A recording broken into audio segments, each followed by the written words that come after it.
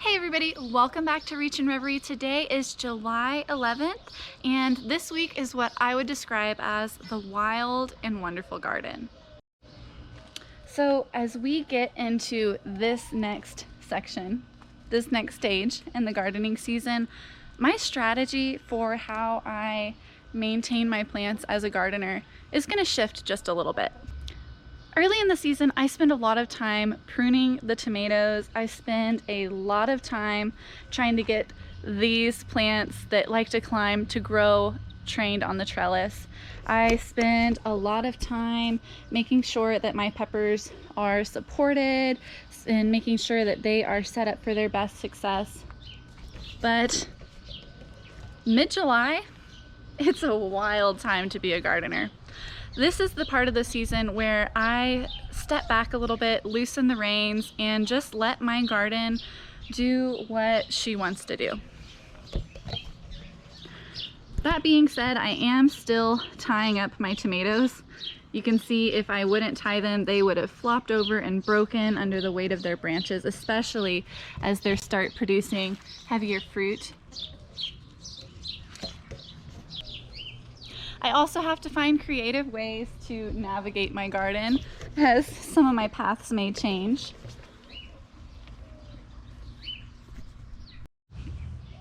But we're also getting into my favorite time of the gardening season where I can just take a seat in my garden, look around, inhale the sweet scent of basil, start seeing the production that we've worked so hard for, and it feels good. The mid-July garden is so fun and rewarding because it's like a giant game of hide and seek where I'll come out here and take a look around and fruit just starts popping out at me that I didn't even know was there before. Like an Armenian yardline cucumber. One day it is 2 inches long and still has a flower attached to it, and then you come out like 2 days later and look and it's a foot long. So y'all came out here with me last week and we harvested a few Buena Mulatas. You will not believe how many more it produced in just 1 week. Look at this. This plant is positively weighted down with Buena Mulatas. My goodness. And look, there's even more starting to develop in the early stages. I am so impressed with the Buena Mulata this year. I got it kind of as a novelty at first. I really love the color purple. Luis loves the color purple. We wanted to try a new variety and I wasn't expecting a lot out of it because Luis and I are not hot pepper people. We much prefer sweet peppers. We like to put peppers in everything that we eat. I mean, we live in Texas, like less than 100 miles from the Mexican border. Come on, of course we like peppers. But we wanted to go with something more mild. And I don't know, I threw this one into my checkout cart with Baker Creek almost on a whim, just because I thought it was really beautiful. And it's turned into a really productive pepper. And here early in the season, it's actually not that spicy. I mean, it has some heat to it, but nothing like what I was expecting when I planted the seeds.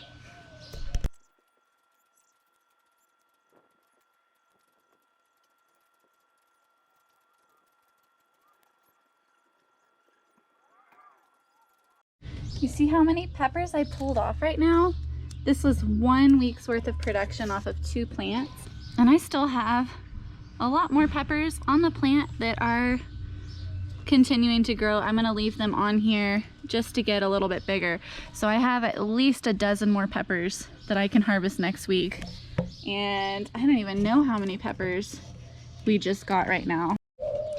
I scooted down the row a little bit and now I'm gonna start picking my Pepperoncini peppers.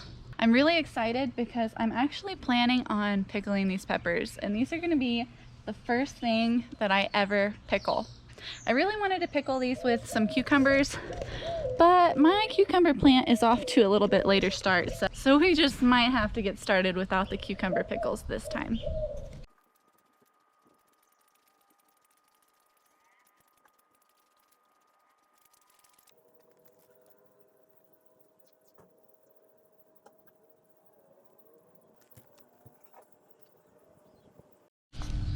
All right, so I got 26 of these pepperoncinis today. And as I did with the Buena Mulatas, I did leave a few of the smaller pepperoncinis on the plant just to get a little bit bigger, get more bang for my buck. And as you can see, there are a lot more flowers getting ready to turn into peppers sitting on this plant. Now some of my other varieties are getting ready to produce as well.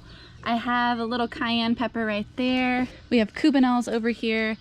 I also have Pekin peppers and habanadas that haven't quite decided to produce yet. They're just gonna get a little bit bigger. I do, however, have Shishito peppers that are looking pretty ready to harvest over here.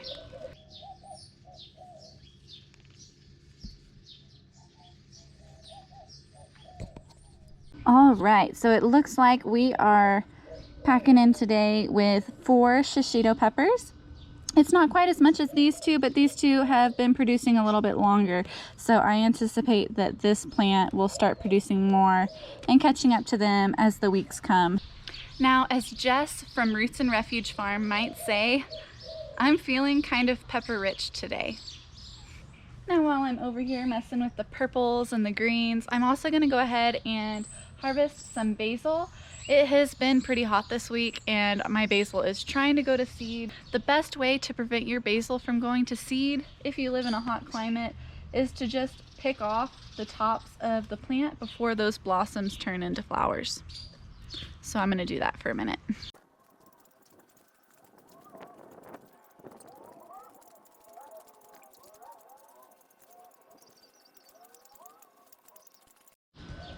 Now in a hot climate like this where your temperatures are steadily staying above 85 degrees, basil likes to go to seed. It likes to put off flowers so that the plant can reproduce. Now the issue with that is that once your basil plant decides that it is wanting to reproduce, it changes the flavor. So it's not going to taste as good. It's not going to be as sweet as it once was. So I am harvesting about this much basil off of my 4 basil plants every 3 days to try to keep it from going to seed. And I think I'm starting to lose that battle as we see flower blossoms starting to bud.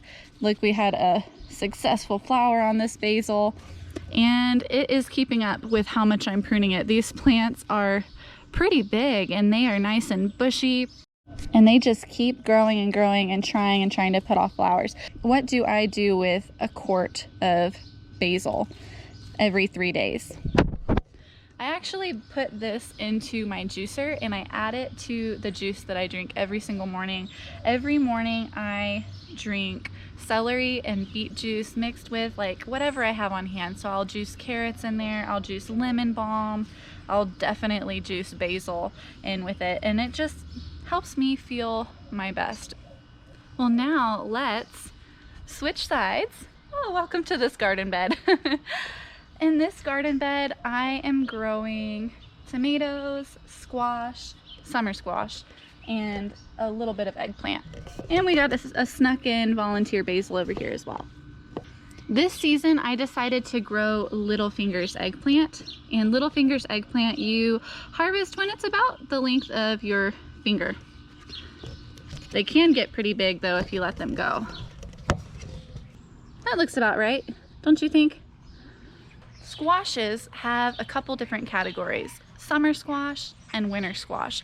And that might confuse people because you might think, oh, I'm gonna grow the summer squash in the summer and grow the winter squash in the winter, but it doesn't work like that because squash are all frost tender. So if you live in an environment where it gets below freezing, your squash plants are gonna die, whether they're winter squash or summer squash. What they mean when they say winter squash and summer squash is the length of time that you let the fruit mature before you harvest it. So a summer squash, you're gonna harvest young and you're gonna eat it more like a zucchini. And a winter squash, you're going to let it mature on the plant until it develops a tougher rind, and that's gonna make the plant be able to be stored over winter. So when you think of summer squash, you're thinking things like zucchini, patty pan squashes. When you think of winter squash, you're thinking more like pumpkins, butternut squash, acorn squash. Now, fun fact, you can actually eat a pumpkin or a butternut squash or an acorn squash when it's young like this. If you harvest it young, you can eat it just like a normal squash and eat it as a zucchini. Also, you could let something like a patty pan squash or a zucchini mature for longer on the plant, and it's going to get that tougher rind. And it's probably not going to taste as good as a pumpkin because that's not what those plants are used for, but you could use it as like a decorative squash, or you probably could cook it into something like a soup or something, but it would be harvested as a winter squash. So, traditional summer squash right here. You can actually let this plant, this fruit, mature, and once it gets that hardened rind, it could be used as like a decorative squash. Something that you see on your table around Thanksgiving time. I'm gonna harvest it as a summer squash because I think it's gonna be delicious eaten as a zucchini. So there it is. The Pattison Panache Jaune et Vert Scalloped Squash, also known as the yellow and green striped patty pan squash. Luis actually calls this the Pokemon.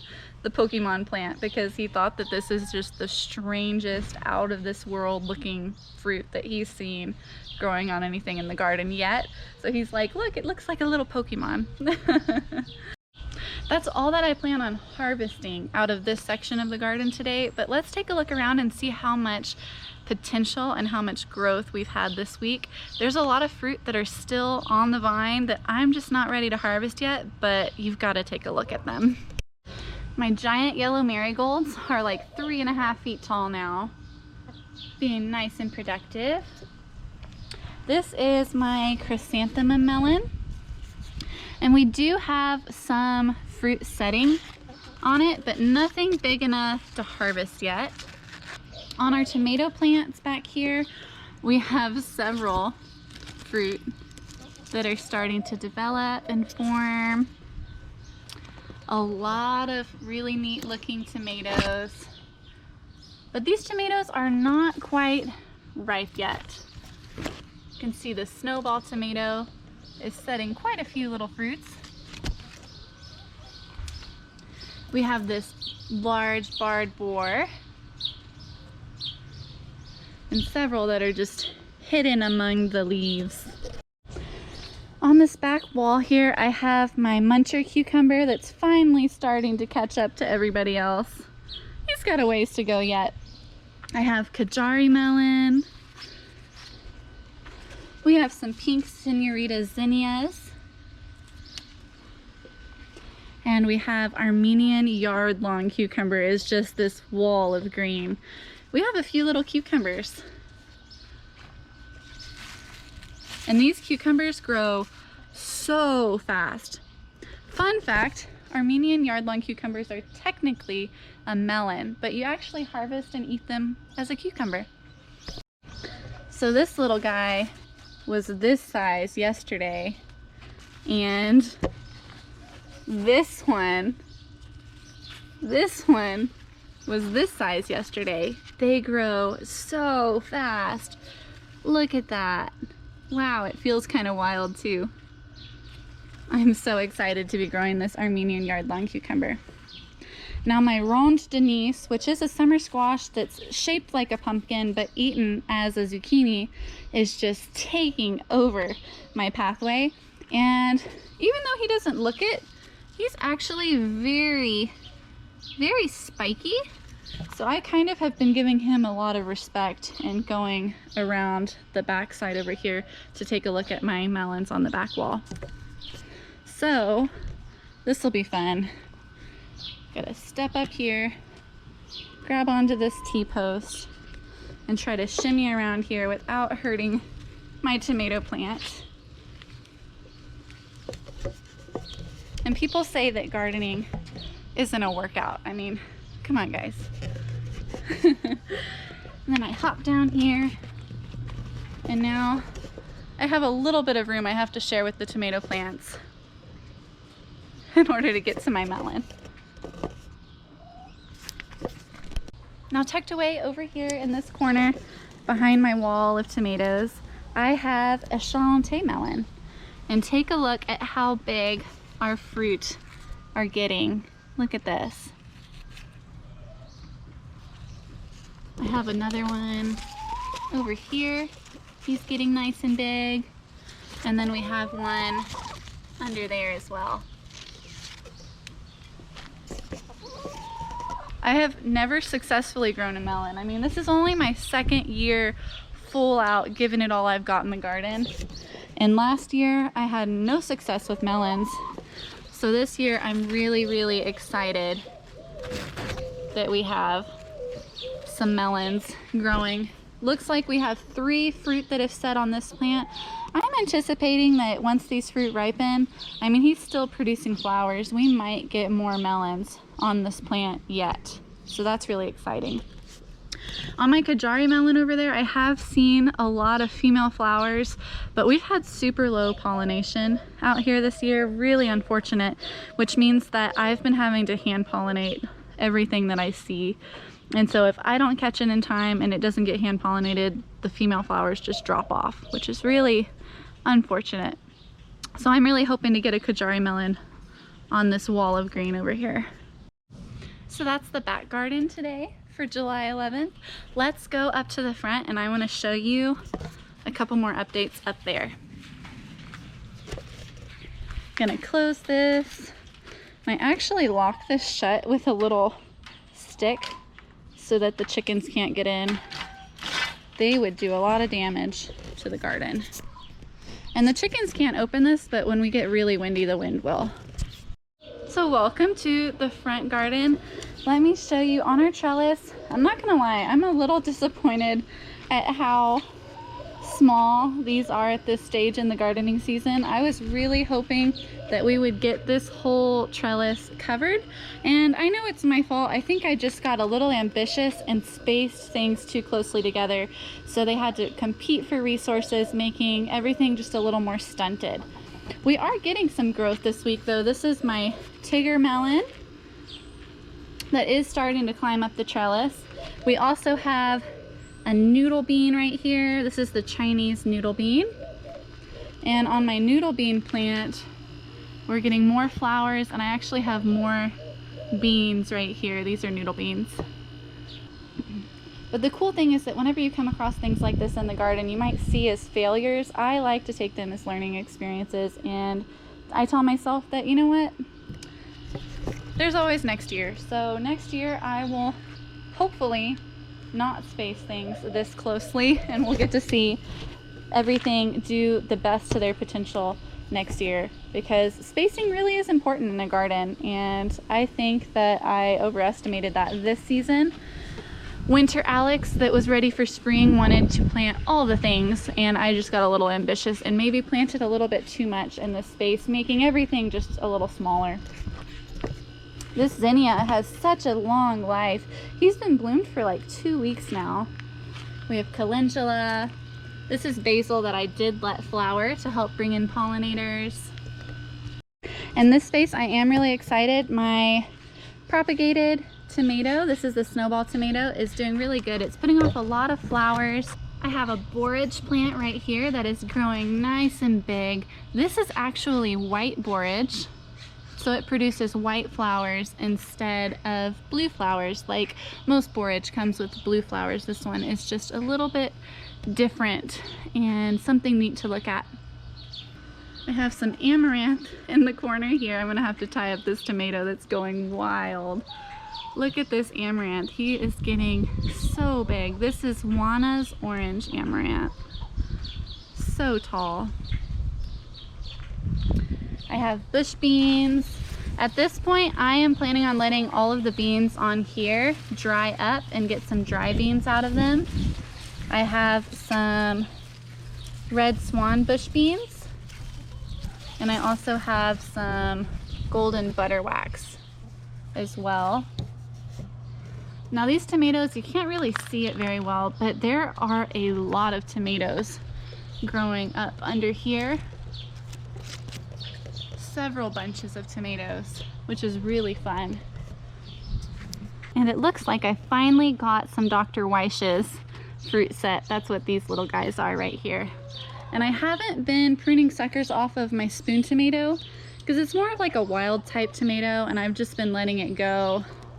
And it is coming over here into my Dr. Weish's.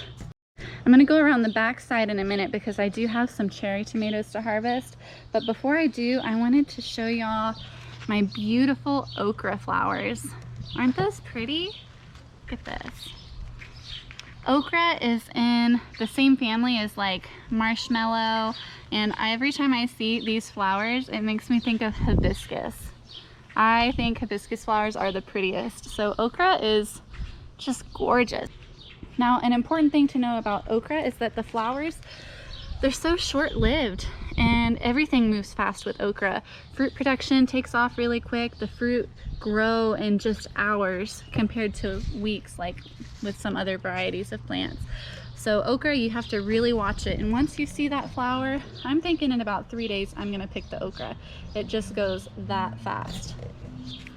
So here I actually do have a couple of okras that I'm gonna harvest. This is about as big as I'll harvest an okra. I think when they get bigger than this, they get really fibrous and tough. I much prefer my okra when they're smaller because they're tender and a milder flavor.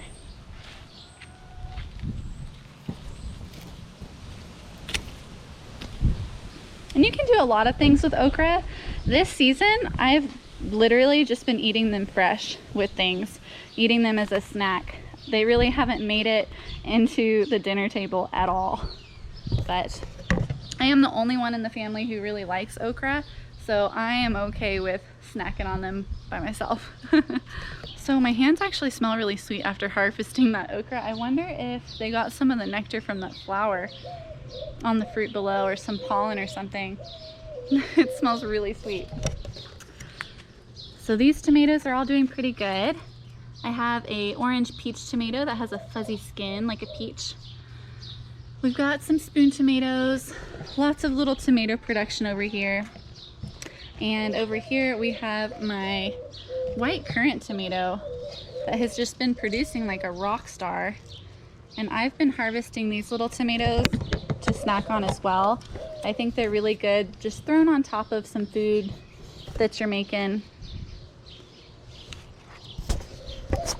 All right, so this is my white currant tomato harvest for the day. Just a little handful. I think they are amazing, just thrown on top of any dish. They are so sweet, nice and tart, really pack a wonderful flavor punch to whatever you make. And it looks like my first lima beans are starting to produce. Oh, look at that. Well, that's it for this week's garden tour. Thank you guys so much for hanging out with me today. If you enjoyed this video, give us a big thumbs up. Don't forget to subscribe to our channel, and I can't wait to see you guys next week, and we'll see what's next to harvest. Oh, look, my volunteer catnip is flowering. Woohoo! All right. And look at that, a little pumpkin, a little tiny pumpkin. Well, here's the haul. Look at that. We have sweet basil, opal purple basil, little fingers eggplant, yellow and green striped squash, pepperoncini peppers, little white currant tomatoes, heavy hitter okra, buena mulata, and pepperoncini peppers.